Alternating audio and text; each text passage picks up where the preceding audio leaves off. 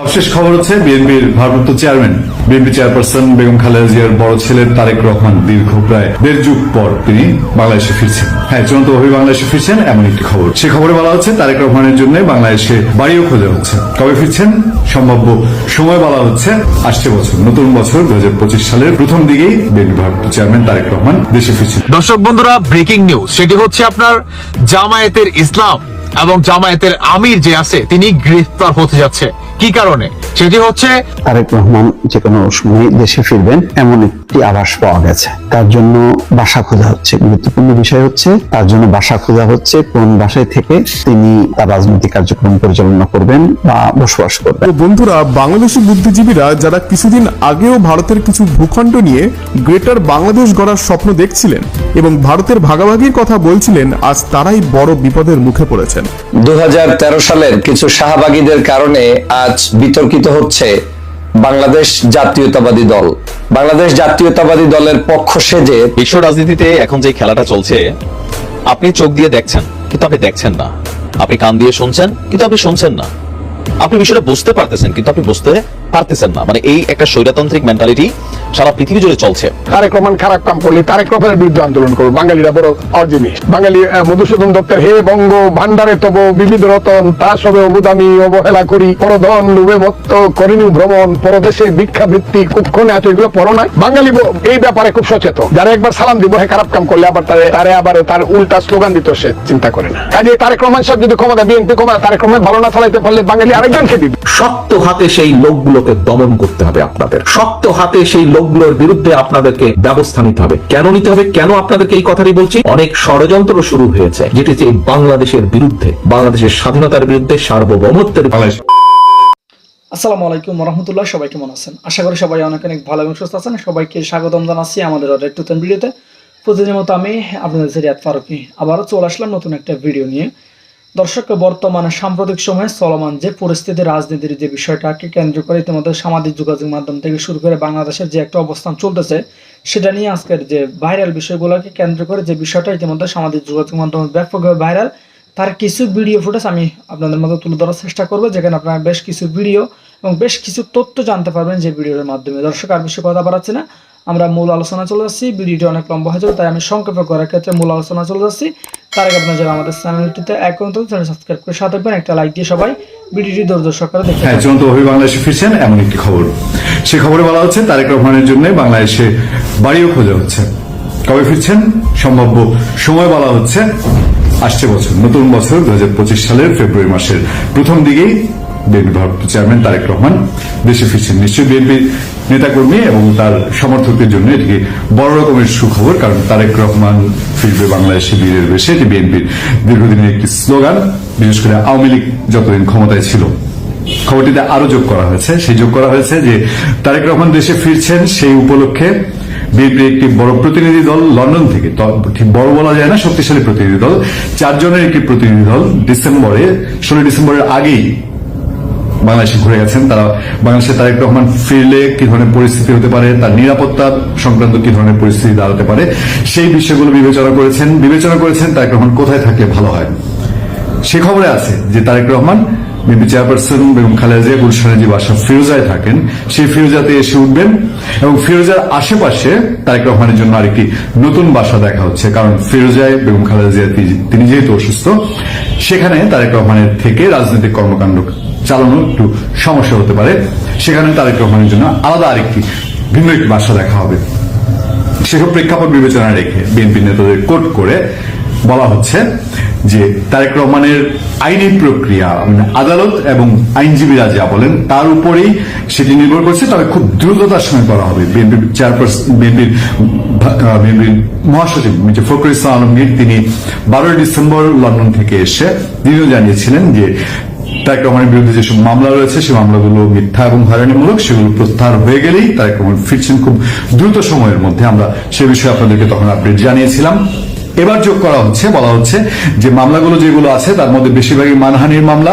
সেই মানহানি মামলা 24টি মানহানি মামলা এখনো বাকি আছে, তবে সেগুলো দ্রুততম সময়ে শেষ করার জন্য, নিষ্পত্তির জন্য শেষ করা হচ্ছে। মানহানির মামলাগুলো বেশিরভাগই তারেক রহমানের বিরুদ্ধে খালাস হয়ে যাচ্ছে, মানে মামলাগুলো নিষ্পত্তি হয়ে যাচ্ছে। আর 3টি মামলায় তারেক রহমানের সাজা রয়েছে, তবে সেই সাজাগুলো খুব দ্রুততার সঙ্গে নিঃশেষ করা উচিত, যেহেতু তেমন কোনো প্রতিবন্ধকতা নেই, শেষ হয়ে যাবে বলে বিএনপি আশা করছে বলেই বিএনপির ভেতরে এখন সবচেয়ে বড় আলোচনা যেটা, যে তারেক রহমান ফেব্রুয়ারির মধ্যেই বাংলাদেশে ব্যাক করছেন। তারেক রহমানের সবচেয়ে বড় মামলাটি ছিল 21 আগস্ট গ্রেনেড মামলা। সেই মামলাটি থেকে তারেক রহমান বেকসুর খালাস পেয়েছেন, তাকে মুক্ত করা হয়েছে। ফলে বিএনপির মধ্যে আশাটা আরো বেশি জেগেছে যে তারেক রহমানের দেশে ফিরতে বাধা নেই। তারেক রহমানের পাসপোর্ট বা অন্যান্য বিষয়গুলো, যেহেতু সরকার এখানে কোনো প্রতিবন্ধকতা তৈরি করছে না বলেই আপাত দৃষ্টিতে সবাই মনে করছে এবং বিএনপি সেই কমফোর্ট জোনে আছে, সেই কারণে তারেক রহমানের দেশে ফেরার বিষয়টি এখন অনেকটা উজ্জ্বল থেকে উজ্জ্বলতর হয়ে উঠেছে। বিএনপির স্থায়ী কমিটির সদস্য সালাউদ্দিন আহমেদ তিনি লন্ডন গেছেন। লন্ডনে তারেক রহমানের সাথে তার দেখা হবে এবং সালাউদ্দিন আহমেদ এবং তারেক রহমানের এই বৈঠকটি একটি খুব সিগনিফিক্যান্ট বৈঠক বলে বিএনপি নেতাকর্মীরা মনে করছেন। সেই বৈঠকের মূল আলোচনা হতে পারে তারেক রহমানের দেশে ফেরা নিয়ে, এবং সালাউদ্দিন আহমেদ আসার পর তারেক রহমানের দেশে ফেরার সুনির্দিষ্ট একটি টাইমলাইন সম্পর্কে জানা যাবে বলেও বিএনপি সূত্র নিশ্চিত করেছে। এই খবরগুলো খুব স্পেসিফিকলি আপনারা জানতে পারবেন আজকের পত্রিকায়। সেই পত্রিকায় একটি ডেপথ রিপোর্ট করেছে, সেখানেও হেডলাইন করেছে তারেক রহমান দেশে ফিরছেন, তার জন্য বাসা খোঁজা হচ্ছে। সেই খবরটি সূত্র ধরে আপনাদেরকে জানাচ্ছি। তারেক রহমান বাংলাদেশে ফেরাটা বাংলাদেশের বর্তমান রাজনীতির জন্য একটি বড় সিগনিফিক্যান্ট ঘটনা, কারণ বাংলাদেশের রাজনীতির দুই মেরু আওয়ামী লীগ এবং বিএনপি, এই বিএনপি আওয়ামী লীগ এই দুই মেরুর যে দুই কাণ্ডারি, সেই কাণ্ডারি এখন এক কাণ্ডারি রাজনীতিতে সবচেয়ে বেশি সারফেসে আছেন, তিনি হচ্ছেন তারেক রহমান। তারেক রহমান 2007 সালের 7 মার্চ তিনি গ্রেফতার হয়েছিলেন। সে সময় 111 গভর্নমেন্ট নামে পরিচিত ফখরুদ্দিন মঈনুদ্দিন গভর্নমেন্টের সময়। তার পরের বছর 8 সেপ্টেম্বর মুক্তি পান প্যারোলে এবং 11 সেপ্টেম্বর 2008 তিনি বাংলাদেশ ছেড়েছিলেন। আজকে প্রায় 16 বছর তারেক রহমান বাংলাদেশে নেই এবং এই সময়ের মধ্যে তিনি এখানে আসতে পারেননি। তার ভাই মারা গিয়েছিলেন, তারপরে তার আসা হয়নি। তার মার অসুস্থতা ছিল, সে সময় তার আসা হয়নি।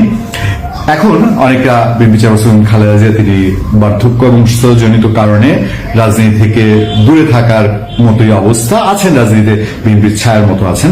তবে তারেক রহমানই দল চালাচ্ছেন, ফলে বিএনপি নেতাকর্মীরা অনেকটাই মনে করছে যে তারেক রহমান আসার মধ্যে দিয়ে তাদের আগামীতে বিএনপি ক্ষমতায় যাওয়ার যে স্বপ্ন বা ক্ষমতায় যাওয়ার যে ইচ্ছা, সেটা হয়তো অনেকটা পূরণ হবে। বিএনপির এখন যে প্রতিবন্ধকতাগুলো আছে, বিশেষ করে দলের ভেতরে এক শ্রেণী যেভাবে একেবারে উৎকর্ষ হয়ে উঠেছে খাবলে খাওয়ার জন্য, সেই শ্রেণীকে থামানোর জন্য তারেক রহমান যে ভূমিকা নিচ্ছেন, সেই জায়গা থেকে বিএনপি মনে করছে তারেক রহমানের দেশে আসা অনেক বেশি প্রয়োজনীয়তা এখন দেখা দিয়েছে।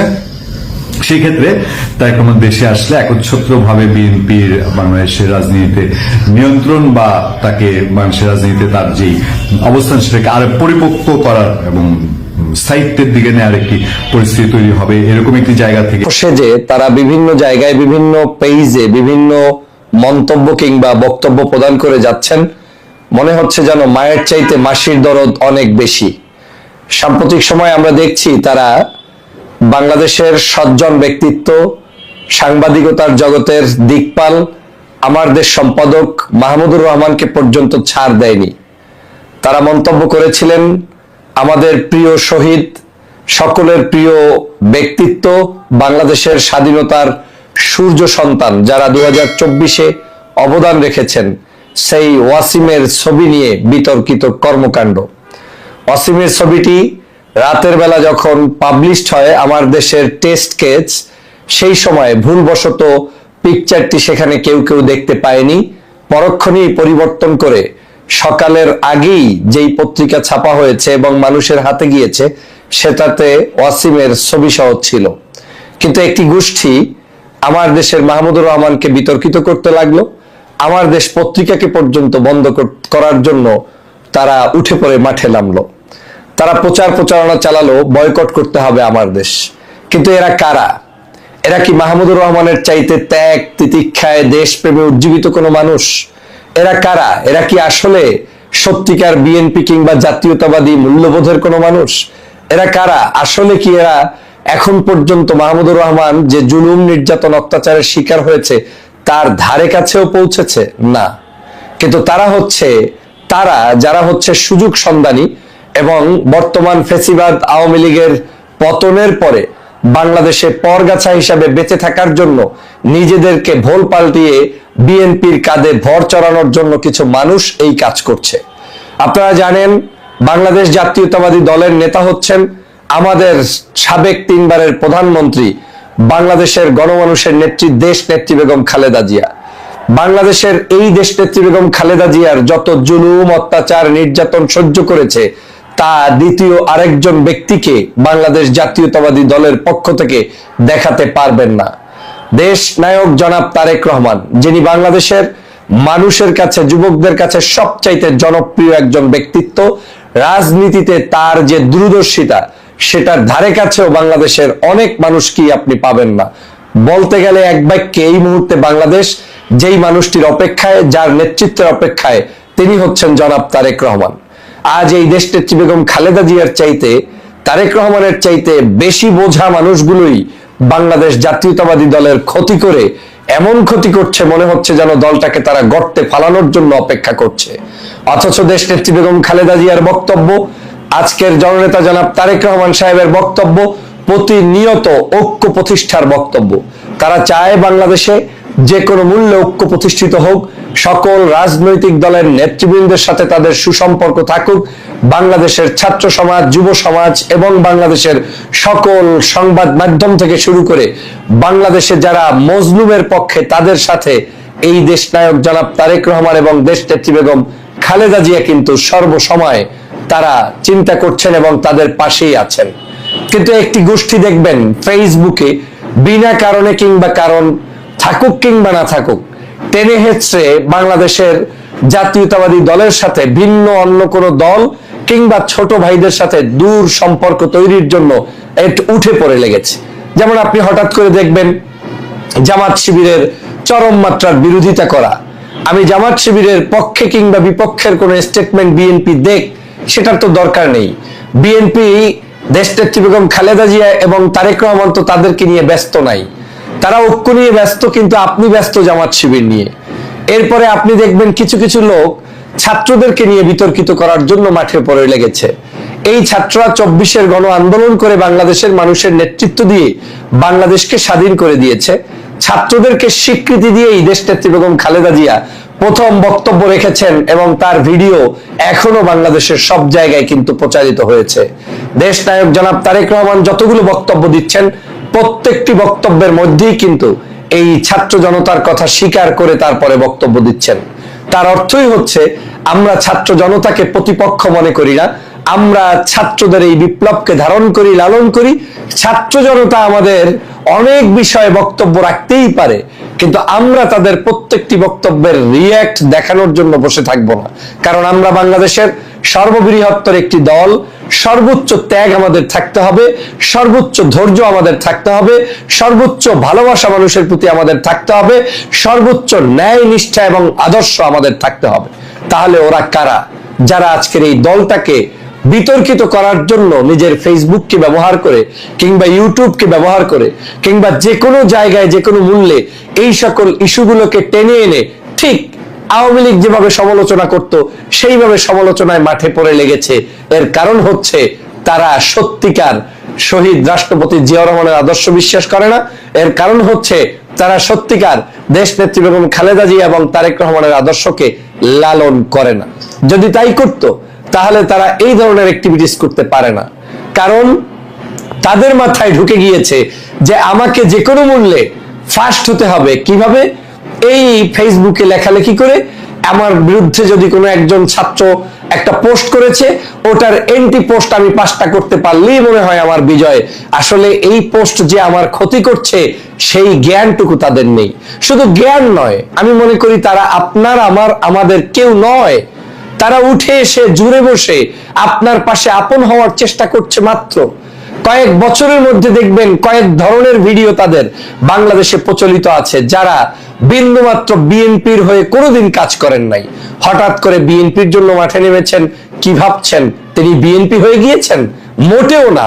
যারা ভাবছে আজকের মাহমুদুর রহমানের মতো মানুষকে বিতর্কিত করতে পারলে তারা খুব বড় কিছু হয়ে যাবে, তারা তো আসলে কোনো বিএনপির লোক না, তারা তো আসলে জাতীয়তাবাদী মূল্যবোধের কোনো লোক না, তারা তো আসলে ইসলামী ধর্মীয় মূল্যবোধের কোনো লোক না, কিংবা বাংলাদেশের সর্বধর্মীয় গোত্রীয় মানুষের মূল্যবোধের লোক নয়। আমরা বাংলাদেশটাকে শান্তিপূর্ণ অবস্থানে দেখতে চাই, বাংলাদেশটাকে আমরা সঠিক জায়গায় নিয়ে যেতে চাই, এবং সেটা সম্ভব তারেক রহমানের নেতৃত্বেই। কিন্তু তার এই নেতৃত্বকে বিতর্কিত করতে যেমন দেশি বিদেশি ষড়যন্ত্র চলছে, তেমনি আমাদের মধ্যেও ঘাপটি মেরে কিছু মানুষ এই অপকর্মে লিপ্ত হচ্ছে। মনে রাখবেন, আপনি যত বড় শক্তি, আপনার গায়ে তত বড় ঢিল মানুষ মারবেই। আমাদের গায়ে ঢিল মারুক, তারেক রহমানের গায়ে ঢিল মারুক, খালেদা জিয়ার গায়ে ঢিল মারুক, তাতে খালেদা জিয়ার কোনো 1 ইঞ্চিও ক্ষতি হবে না, তারেক রহমানের 1 ইঞ্চিও ক্ষতি হবে না। বরং আগামীর বাংলাদেশকে ঐক্যবদ্ধভাবে রক্ষা করতে হলে বিএনপি, জামাত, হেফাজত, চরমনাই, বাংলাদেশের ডান বাম ছোট বড় সকল রাজনৈতিক দলের মধ্যে একটি ঐক্য থাকতে হবে, সংযত আচরণ করতে হবে, ভালোবাসা থাকতে হবে। বাংলাদেশের প্রত্যেকটি শ্রেণীর পেশার মানুষের সাথে আমাদের সুসম্পর্ক বৃদ্ধি করতে হবে। যদি সেটা আমরা করতে ব্যর্থ হই, তাহলে আওয়ামী লীগ এখানে জয় জয়কার করবে, কারণ আওয়ামী লীগের উদ্দেশ্য হচ্ছে অনৈক্য সৃষ্টি করে তাদের এই লুকিয়ে থাকা দোসরগুলো আবার মাঠে ময়দানে নতুন করে কাজ করতে চায়। অতএব এই দেশকে যদি এগিয়ে নিয়ে যেতে চান, দেশকে যদি সত্যিকার অর্থে ভালোবাসতে চান, তাহলে সবার আগে উচিত হবে দেশকে ভালোবাসুন, দলকে ভালোবাসুন। তিনি গ্রেফতার হতে যাচ্ছে কি কারণে? সেটি হচ্ছে, অনেকেই আপনারা জানেন যে কুমিল্লাতে একজন মুক্তিযোদ্ধাকে জুতার মালা পরিয়ে তাকে কিভাবে অপমান করা হয়। এই ঘটনা যখন নাকি ভাইরাল হয়, আমাদের অন্তর্বর্তীকালে সরকার অবশেষে একটা ভালো পদক্ষেপ নিচ্ছে। হ্যাঁ, সেই পদক্ষেপটা আপনার বাস্তবায়ন তখনই হবে যখন নাকি সেই কথা কাজের সাথে মিল রাখবে। আসুন একটা ভিডিও দেখি, তারপর বাকি কথা বলছি। কুমিল্লায় লাঞ্ছনার জন্য জামায়াত শিবিরের কর্মীদের দায়ী করেছেন মুক্তিযোদ্ধা আব্দুল হাই কানু। এদিকে মুক্তিযোদ্ধাকে হেনস্থার ঘটনায় তীব্র নিন্দা জানিয়েছেন প্রধান উপদেষ্টা ডক্টর মোহাম্মদ ইউনূস। ঘটনার সঙ্গে জড়িতদের দ্রুত গ্রেফতার করার নির্দেশ দেন তিনি।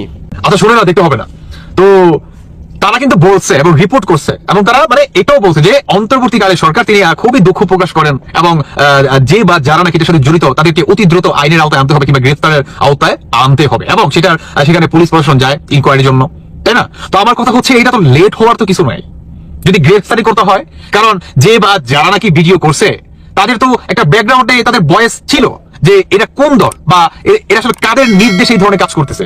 এটা তো বোঝাই যাচ্ছে বর্তমান বাংলাদেশে। আরে ভাই, জামাত ইসলামের কাছে এটার জন্য কি আপনাকে সাইন্টিস্ট হতে হবে, বিজ্ঞান হতে হবে, আপনাকে বুদ্ধিজীবী হতে হবে না তো। সহজ সিম্পল একটা বিষয়, এগুলা বর্তমান এরাই হচ্ছে ঘটাচ্ছে। কেন আপনার 2 দিন আগে একটা ভিডিও দেখাই নাই যে আপনার জামায়াত ইসলাম আর হচ্ছে বিএনপির আপনার এই যে কি বলে, এই যে গাইবান্ধায় না কোথায় যেন, হ্যাঁ গাইবান্ধায় কি একটা আপনার চাঁদাবাজি নিয়ে হট্টগোল, 2 পক্ষের ভিতরে কি মনে করেন সংঘর্ষ, দেখেন নাই? তো এই ঘটনা এরাই ঘটাচ্ছে। তো আমার কথা হচ্ছে, ডক্টর ইউনূস আপনি বললেন যে আপনি এদেরকে গ্রেফতারের আওতায় আনবেন, কারণ বাংলাদেশের 1971 সালকে এরা বিশ্বাস করে না। কে বিশ্বাস করে না? কে বিশ্বাস করে না? এই জামায়াত ইসলাম বিশ্বাস করে না। বিএনপি কিন্তু ভাই স্বাধীনতার পক্ষে, কেমন? বিএনপি কিন্তু স্বাধীনতার পক্ষে। তো বিশ্বাস করে না কেন? জামায়াত ইসলাম, জামাত শিবির এরা হচ্ছে স্বাধীনতা বিরোধী, এরা স্বাধীনতা বিশ্বাস করে না। 1971 সালকে তারা স্বাধীনতা বলে তারা মেনে নেয় না। তো এই ঘটনা কারা ঘটাচ্ছে? সমীকরণ মিলে গেল, জামায়াত ইসলামের কাজ। এখন আসুন আপনাদেরকে সর্বশেষ আমি একটা ফুটেজ দেখাই, দেখেন ছবিটা দেখেন। সাংবাদিক ইলিয়াস ভাই তিনি বললেন কি যে আপনার আওয়ামী লীগ হোক কিংবা মসজিদের ইমাম হোক, সে যেই হোক না কেন, তাকে গলায় জুতার মালা দিয়েছে, এটা নিয়ে তো বাড়াবাড়ি করার কি আছে? তো আমার কথা হচ্ছে, সেই আওয়ামী লীগ হয়েছে, হ্যাঁ, এখন মসজিদের ইমামও যদি হয়ে থাকে, মানে কি তিনি মিন করতে যাচ্ছে, একজন আওয়ামী লীগ যদি মসজিদের ইমামও হয়, তাও তাকে জুতার মালা দিয়ে এভাবে স্বাগতম জানাতে হবে। এটা তো বাড়াবাড়ির তো কিছু নাই। মানে আপনি তাহলে বলে দিলেই হয়। সাংবাদিক ইলিয়াস ভাই, আপনি খুবই শ্রদ্ধার একজন মানুষ, আপনার প্রতি শ্রদ্ধা রেখে কথা বলতেছি। সেটা হচ্ছে, আমি ক্ষুদ্র একটি মানুষ, হ্যাঁ, বলে দিলেই হয় যে আওয়ামী লীগের যারা নাকি আছে তারা বাংলাদেশে সারা জীবনের মতো আপনারা ত্যাগ করে বের হয়ে যান, আপনাদের বাংলাদেশে থাকার কোনো রাইট নাই। বলে দিলেই হয়, এত কি বলে ই করা তো কিছু নাই, ডিরেক্ট বলে দিলেই হয় যে বাংলাদেশে আওয়ামী লীগের কোনো ই থাকবে না। আওয়ামী লীগ যারা আছে তারা আপনার শেখ হাসিনা কিংবা বঙ্গবন্ধুর কিংবা আপনার আওয়ামী লীগের নাম উচ্চারণ করলেই তিনি মহা একটা অপরাধ করছে।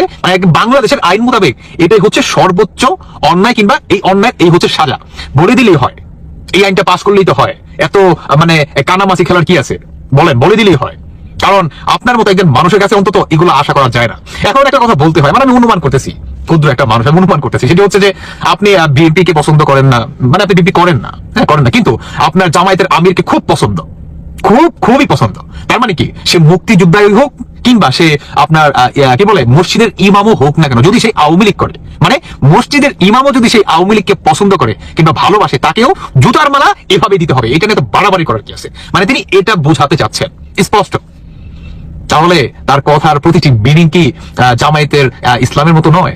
আমার প্রশ্ন, দর্শক বন্ধুরা, আমি এই বিচারের দায়ভারটা আমি আপনাদের উপর রাখলাম। এই সরকার যদি সময়ের মধ্যে নির্বাচন না দেয়, তাহলে নতুন পরিস্থিতি আবার এই দেশেই তৈরি হতে পারে। ডক্টর ইউনূসের পতনও হয়ে যেতে পারে। বিএনপির যে পরিকল্পনা, সেই পরিকল্পনা অনুযায়ী ঠিকই যদি তারা মাঠে নামেন, দুইটা রেজাল্ট হবে। একটা হচ্ছে এই বৈষম্য বিরোধী আন্দোলনের ছাত্র নেতাদের সাথে বিশাল সংঘর্ষ হবে, অথবা সরকারের পতন ঘটতে পারে। কেন আমরা বলছি এই কথাগুলো?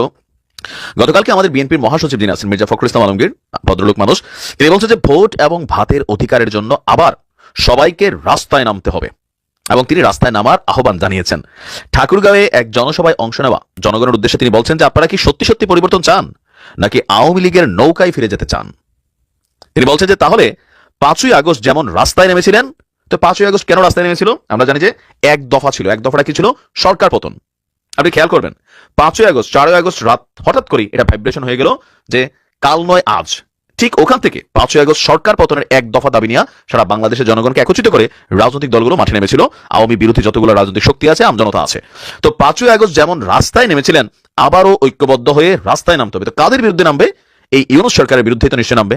আর কার বিরুদ্ধে নামবে? তিনি বলছেন ভোটের অধিকার, ভাতের অধিকার আদায়ের জন্য এবং ন্যায় বিচার পাওয়ার জন্য রাস্তায় নামতে হবে। এখন ভাতের অধিকার, এই মুহূর্তে দেশের দ্রব্যমূল্যের বিশাল ঊর্ধ্বগতি। আমাদের অর্থ উপদেষ্টা বলছেন যে দেখেন ব্যবসায়ীদের সিন্ডিকেট অনেক শক্ত, এটা ভাঙা যাচ্ছে না। তাহলে এই দেশে এত বছর আওয়ামী লীগের দোষ ছিল যে আওয়ামী লীগ সরকার ব্যবসায়ীদেরকে নিয়ে কোরাম সিন্ডিকেট করছে, তো এখন কেন এটা হচ্ছে না? এটা একটা নাম্বার 1। নাম্বার 2 হচ্ছে যে আপনার ন্যায় বিচার এই দেশে কখনোই আসলে ওই রকম ভাবে হয় না। কেন হয় না? যেই সরকারটা ক্ষমতায় আসার গ্রিন সিগন্যাল হয়, ওই সরকারের যারা নেতাকর্মী থাকেন তাদের নামে হত্যা মামলা থাকুক, যাবজ্জীবন থাকুক, সব পানির মতন মামলাগুলা ঝরতে শুরু করে। আবার যেই সরকারটার পতন হয়, সেই সরকারের সাথে কানেক্টেড নেতা কর্মী ব্যক্তি অপরাধী হোক না হোক, এরকম অসংখ্য মানুষ মামলার আসামি হয়, যেটার এক্সাম্পল বিএনপি এবং জামাতের হাজার হাজার নিরীহ নেতাকর্মী হয়েছে। আর এখন আওয়ামী লীগেরও অনেক জায়গায় বিভিন্ন নেতাকর্মী যারা আছেন, দল করতেন, পোস্ট পদবি ছিল না, তারপরেও মামলার আসামি হচ্ছেন। এখন এই যে আসামি হচ্ছেন, এই লোকটা কোর্টে যাচ্ছেন, তিনি জামিন পাচ্ছেন না, তো ন্যায় বিচার কি এখানে আসবে? যখনই শুনে আওয়ামী লীগ, তখনই মনে করেন তার জামিন আটকে যায় বেশিরভাগ জায়গায়। আবার এত বছর যখন বিএনপি জামাত শুনছে, জামিন হয় নাই, বছরের পর বছর জেলে ছিল। তো ন্যায় বিচার, এই দেশে বিচার ব্যবস্থা আসলে কি ওই পর্যায়ে যাবে? বাট আমরা আস্থা রাখতে চাই যাবে। তিনি আপনারা বলছেন যে আপনার শেখ হাসিনা দেশের আছে, এগুলো তো আর পুরান কথা, চাঁদাবাজদের ঠাঁই হবে না। এখন এই দেশে এই মুহূর্তে চাঁদাবাজি কারা করছে? 95% বিএনপির নেতাকর্মীরা। তবে ঊর্ধ্বতন কর্তৃপক্ষ মির্জা ফখরুল ইসলামের মতন যারা আছেন, তারেক রহমানের মতন যারা আছেন, তারা কিন্তু বারবার বলছেন যে বাবারে চাঁদাবাজি করুন, আগামী নির্বাচনটা খুবই খারাপ হবে, কঠিন একটা নির্বাচন হবে, সুতরাং মানুষকে বিগ্রানো যাবে না। কিন্তু আসলে কি এটা হচ্ছে? অনেক জায়গায় ভালো আছে, আবার অনেক জায়গায় পরিস্থিতি অনেক খারাপ আছে। তিনি বলছেন যে প্রয়োজনে দখলদারদের পুলিশের কাছে সোপর্দ করতে হবে। এটা কি সাধারণ মানুষ করে? এটা পারে না। মানুষ এইসব ঝামেলা যেতে চায় না। সাধারণ মানুষ সংস্কার বোঝে না, তারা বোঝে আমি যেন আমার ভোটটা দিতে পারি, আমি সবার ভোটাধিকার নিশ্চিত করে দেশকে গণতন্ত্রের পদ্ধতিতে। আচ্ছা, তো তিনি এখানে অনেক বক্তব্য দিয়েছেন। তার এই বক্তব্যের মধ্যে সবচেয়ে ফোকাস ছিল তাহলে কি বিএনপি ডক্টর ইউনূস সরকারের পতন ঘটানোর পরিকল্পনা করছেন বা পারবেন? আসলে বিএনপি চাচ্ছে সরকারের উপর প্রেশার ক্রিয়েট করা নির্বাচনকে নিয়ে, কারণ ডক্টর মোহাম্মদ ইউনূসের কথার মধ্যে একটু কিন্তু এবং ছিল। তিনি বলছেন যে 2025-এর শেষে, প্রয়োজনীয় সংস্কার শেষে, নয়তোবা 2026-এর মিডল, তার মানে আজ থেকে আরো প্রায় 1.5 বছর। তো ওই সময় দিবে কিনা? আবার ধরেন ডক্টর ইউনূস যাদের কর্তৃক নিয়োগপ্রাপ্ত হয়েছেন, আমরা যদি বলি ছাত্রদের কর্তৃক নিয়োগপ্রাপ্ত হয়েছেন, ছাত্ররা বলতেছে শেখ হাসিনা আওয়ামী লীগের বিচার ছাড়া এদেশে নির্বাচন হবে না।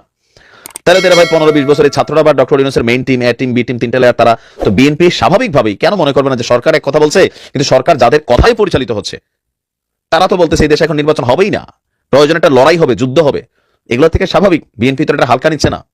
ছাত্রলীগ ছিল আওয়ামী লীগের একটা অংশ, বৈষম্য বিরোধীরা হচ্ছে এখন সরকারের ছাত্র টিম হিসেবে কিন্তু কাজ করতেছে। সো তাদের ভূমিকা, তাদের বক্তব্য এই সরকারকে ভাইব্রেশন করে, এটাই বাস্তবতা। অনেক সিদ্ধান্ত বদলাই যায়। তো সেই ক্ষেত্রে আরেকটা 5ই আগস্ট কি আসতে যাচ্ছে? ডক্টর ইউনূস কি কনসার্ন আছেন? তিনি কি পারবেন এটাকে মোকাবেলা করতে? অথবা বিএনপির নেতাকর্মীদের সাহস হবে? আর ছাত্র বৈষম্য বিরোধীরা তারা কি পারবে বিএনপিকে মোকাবেলা করতে? তবে সাংঘর্ষিক কোনো কিছু একটা ঘটবে, যেটা আমরা চাই না। এই কাজটা তারা কেন করলো? তারা কি কেবল আব্দুল হাই কানুকে প্রমাণ করতে চেয়েছেন, নাকি তাদের মুক্তিযুদ্ধের বিষয়ে ব্যাপক ক্ষোভ আছে, যে ক্ষোভের বহিঃপ্রকাশ তারা হাতের কাছে একজন মুক্তিযোদ্ধাকে পেয়ে করেছেন? সবাই বলেছেন এই লোকগুলো জামাতের সমর্থক, এবং আপনারা সবাই জানেন চৌদ্দগ্রাম জামাত অধ্যুষিত একটা এলাকা। এখানে সবসময় জামাতের সঙ্গে আওয়ামী লীগের একটা কম্পিটিশন হয় নির্বাচনের সময়। বিএনপির এখানে কোনো পাত্তা টাত্তা খুব একটা নাই। জামাতের নেতা সৈয়দ মোহাম্মদ তাহের উনি জামাতের একজন বড় নেতা, নায়েবে আমির। এবং এখানে আওয়ামী লীগের নেতা ছিলেন মুজিবুল হক, একসময় রেলমন্ত্রী ছিলেন। তারপরে এবার যাক নানা ঘটনার মাধ্যমে উনি আলোচিত, ওনাকে নিয়ে হাস্যরস অনেক কিছু হয়েছে এই সোসাইটিতে। এই আব্দুল হাই কেন যিনি আছেন, ওনার রাজনৈতিক পরিচয়টা একটু জানা যাক। উনি একসময় আওয়ামী লীগ করতেন, কিন্তু এই মুজিবুল হকের যন্ত্রণায় উনি এলাকায় থাকতে পারতেন না। মুজিবুল হক আওয়ামী লীগ করতেন, এটা হয় বাংলাদেশ এরকম দেখেছে, ক্ষমতাসীন দল আর এলাকায় কাউকে অপছন্দ করলে সে তার দল করলেও তাকে নানাভাবে হেনস্থা করে। এবং এই মুজিবুল হকের এরকম হেনস্থার শিকার এই আব্দুল হাই কেন হয়েছেন। ওনার নামে প্রায় 9টার মতো মামলা আছে, কিন্তু হত্যা মামলাও আছে। এই মামলাগুলো কিন্তু এই সময় না, ওই মুজিবুল হকের সময় দেওয়া। মুজিবুল হকের করা হত্যা মামলা ওনার আমলে, ওনার প্ররোচনায় এই মামলাগুলি হয়েছে। উনি এলাকা ছাড়া ছিলেন 8 বছর, এখন মুজিবুল হক নাই, তো উনি এলাকায় গিয়েছেন, তখন তাকে জুতার মালা পরিয়ে দেওয়া হয়েছে। তাহলে এই লোকটার দোষটা কি? সে তো মুজিবুল হকের লোক না, সে তো মুজিবুল হক যে ক্ষমতার দাপট দেখিয়েছে মন্ত্রী থাকাকালীন, ওই সময়ও তো সে অত্যাচারিত। তাহলে তাকে আওয়ামী লীগের সুবিধাভোগী ব্যক্তি বলার নিশ্চয়ই কোনো সুযোগ নাই। তাহলে তার উপর ক্রোধ কেন? তাহলে তাকে অপমান করা হচ্ছে কেন? এটা আসলে আওয়ামী লীগ করার কারণে না, এটা মুক্তিযোদ্ধা হওয়ার কারণে। তুই বেটা মুক্তিযুদ্ধ করেছিস কেন? এই হলো রোষের কারণটা। যারা মুক্তিযুদ্ধকে অপছন্দ করে, যারা নানা ছোটানাতায় পরিবর্তিত পরিবেশে এখন সুযোগ পেলেই মুক্তিযুদ্ধকে অপমান করার চেষ্টা করে, অপমান করে আনন্দ অনুভব করে, এটা তাদের কাজ। তাহলে তারাই কি এখন এই সমাজে আমাদের দেশে পাওয়ারফুল হয়ে উঠেছে? তাহলে তারাই কি সমস্ত প্রশ্নের ঊর্ধ্বে উঠে গেছে? তাদেরকে কেউ কিছু বলবে না এরকম একটা বাস্তবতা কি এই দেশে তৈরি হয়েছে? সেরকম কোন নমুনা কি আপনারা দেখতে পাচ্ছেন? যারা মুক্তিযুদ্ধকে অপমান করতে চায়, মুক্তিযোদ্ধাকে অপমান করতে চায়, মুক্তিযুদ্ধকে অস্বীকার করতে চায়, তারাই কি দেশে এখন সবচেয়ে পাওয়ারফুল শক্তি হয়ে গেছে? হওয়াটা কি উচিত? আমি এই প্রশ্নগুলো করছি, এই প্রশ্নগুলোর জবাব খুঁজছি আমি। এবং এই প্রশ্নগুলোর জবাব আমি এখন প্রথম খুঁজবো এই সরকারের কাছ থেকে, যে এমন একটা ঘটনার পর এই সরকার কি ভূমিকা নয় সেটা আমার দেখা দরকার। এই ঘটনার পেছনে কি সরকারের কোনো দায় নেই? আমি মনে করি আছে। এর মধ্যে প্রধান উপদেষ্টা অফিস থেকে এই ঘটনার প্রেক্ষিতে নিন্দা প্রকাশ করা হয়েছে, বলা হয়েছে যে দায়ী ব্যক্তিদের শাস্তি দেওয়া হবে। এটা কি বলার মধ্যে থেমে থাকবে নাকি আসলে কিছু হবে? এটা আমি দেখতে চাই। কারণ আমি মনে করি আজকে যে এই দুর্বিনীত আচরণ, মুক্তিযুদ্ধকে অপমান করার, মুক্তিযোদ্ধাকে অপমান করার, মুক্তিযুদ্ধকে অবমূল্যায়ন করার যে প্রবণতা, যে মানসিকতা, এর দায় কিছুটা ডক্টর ইউনূসের আছে। উনি বুঝে হোক না বুঝে হোক, ওই যে রিসেট বাটন টিপে দেওয়ার কথা বলেছিলেন, সেটাকেই অনেকে গ্রিন সিগন্যাল হিসেবে গ্রহণ করেছে। সবাই এখন রিসেট বাটন টেপার জন্য অস্থির হয়ে আছে এবং সেটা তারা বাস্তবায়ন করতে চাচ্ছে। এই দায় ডক্টর ইউনূসকে নিতে হবে। এই দায় ডক্টর ইউনূসের উপদেষ্টা মন্ডলীতে থাকা ব্যক্তিদের আচরণের কারণে তারা উৎসাহ পেয়েছে আমি মনে করি। ওই যে ছবি টেনে নামানো, সংবিধান বিরোধী আচরণ করা, মুক্তিযুদ্ধের মহানায়ককে সাধারণ মানুষের পরিণত করার যে প্রচেষ্টা, এবং তাকে যাচ্ছে তাই এরকম তার সম্পর্কে সমালোচনা করার একটা যে উদগ্র প্রবণতা তাদের মধ্যে আছে, এই সবগুলো মিলিয়েই কিন্তু এই আজকের এরকম জুতার মালা গলায় দেওয়ার বাস্তবতা তৈরি হয়েছে। এটা এমনি এমনি হয়নি। আচ্ছা, একটা কথা আপনারা ভাবেন, অনেক সময় যেমন হয়, এই লোকটাকে আমি অপছন্দ করি, লোকটা অনেক দুর্নীতি করেছে, অনেক খারাপ করেছে, মানুষকে টর্চার করেছে, ওকে তাকে পেলাম, যেটা চড়থাপড় মেরে দিলাম, এরকম কিন্তু হয়। কিন্তু এখান থেকে তা হয়েছে? তা হয়নি।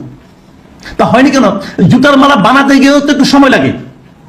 একটা জুতার মালা বানাতে যে দেখেন তো কতক্ষণ লাগে, পারেন কিনা খুব সহজে জুতার মালা বানাতে? এত সহজ না, কয়েক ঘন্টা সময় লাগবে কাজটা করতে। তারা এই কাজটা তো আগে থেকেই করেছে। তারা একজন মুক্তিযোদ্ধাকে অপমান করার জন্য প্রস্তুতি নিয়ে আসছিল, এবং আমার ধারণা তাদের কাছে আরো কয়েকটা মালা তাদের আছে, মুক্তিযোদ্ধা পাওয়া মাত্র তারা গলা বেঁধে লাগাই দিবে। এই লোকগুলো স্বাধীনতা বিরোধী, এই লোকগুলো রাষ্ট্রদ্রোহী আচরণ করেছে। এইভাবে কি তাদের বিচার হবে? লোকজন বলেছে তারা জামাত সমর্থক। জামায়াতের উপজেলা আমির যিনি আছেন মোহাম্মদ মাহফুজুর রহমান, তিনি বলেছেন এই ঘটনার সাথে স্থানীয় জামাতের কোনো সম্পৃক্ততা নাই। প্রবাসী আবুল হাশেম আমাদের দলের কেউ না, তবে সমর্থক কিংবা অনুসারী হলেও হতে পারে। এই যে দলের কেউ না, সমর্থক বা অনুসারী হলেও হতে পারে, সমর্থক বা অনুসারী হলেও হতে পারে বললেন কেন? তার মানে উনি তাকে ভালোভাবে চেনেন, এখন দায় এড়াতে চাইছেন। লোকজন তো জানে ভাই এরা কারা, এলাকার লোকজন জানে না। আপনি সাংবাদিকদের কি বললেন না বললেন তাদের কিছু যায় আসে না। এই সরকার, আগের সরকার পতনের পর নতুন সরকার আসার সময় আমি বিভিন্ন সময় দেখেছি জামাত ইসলামকে খুবই সংযত আচরণ করতে, আমি দেখেছি, আমি অস্বীকার করবো না এটা। কিন্তু তারপরেও সবসময় সব জায়গায় মধ্যে কন্ট্রোল রাখা যাচ্ছে না। এর দায়ভার কিন্তু জামাতকেই বহন করতে হবে আমি মনে করি। সাধারণ মানুষের মন যদি একবার উঠে যায় না, ঝামেলা পড়ে যাবেন ভাই। সবশেষে আমি যে কথাটা বলবো, স্বরাষ্ট্র বিষয়ক উপদেষ্টা উনি বলেছেন বিচার হবে, আমরা সেই বিচারটা দ্রুততার সঙ্গে দেখতে চাই। আমরা সেই ব্যক্তিগুলিকে গ্রেফতার করা হয়েছে বিচারের আওতায় আনা হিসেবে দেখতে চাই, এবং আমরা আরো দেখতে চাই সারা দেশে মুক্তিযোদ্ধাদের যেন অসম্মান করার কেউ প্রচেষ্টা না করে। মাথায় রাখতে হবে, এই দেশটা রাজাকারদের দেশ নয়, এটা মুক্তিযোদ্ধাদের দেশ, এটা মনে রাখতে হবে। এদেশে যদি কেউ সেকেন্ড ক্লাস সিটিজেন হয়ে থাকে, রাজাকাররা হবে, মুক্তিযোদ্ধারা নন। সেদিন বিশ্ববিদ্যালয়ের রাতের বেলা একটা স্লোগান নিয়ে আলোচনা উঠেছিল। সে আলোচনাটা কি ছিল? তুমি কে, আমি কে, রাজাকার রাজাকার। এটা আওয়ামী লীগের লোকজন প্রচার করার চেষ্টা করেছিল। এর পেছনে আরেকটা শব্দ উচ্চারিত হয়েছিল স্লোগানে, সেটা হলো যে কে বলেছে স্বৈরাচার স্বৈরাচার। পরেরটুকু তারা প্রচার করেনি। যদি পরেরটুকু না থাকতো এই স্লোগানটা কেউ গ্রহণ করতো না। এবং যদি ওই সময় শেখ হাসিনা ওই ধরনের কথা না বলতেন, রাজাকারের বাচ্চা এটসেট্রা এটসেট্রা, তাহলে ওটা এরকম ভাবে কিন্তু পেত না। তার মানে ওই জন্য স্লোগান উচ্চারিত হয়েছিল বলে এটা মনে করার কোনো কারণ নাই যে রাজাকার হওয়ার মধ্যে, নিজেকে রাজাকার হিসেবে পরিচয় দেওয়ার মাধ্যমে সম্মানিত হওয়ার কোনো সুযোগ আছে। এদেশে আমার বিবেচনায় একটা মাত্র গোষ্ঠী নিজেদেরকে রাজাকার পরিচয়ে পরিচিত করে সম্মানিত হতে চান, আর কেউ না। কাজেই সে ব্যাপারে আমাদেরকে সতর্ক থাকতে হবে।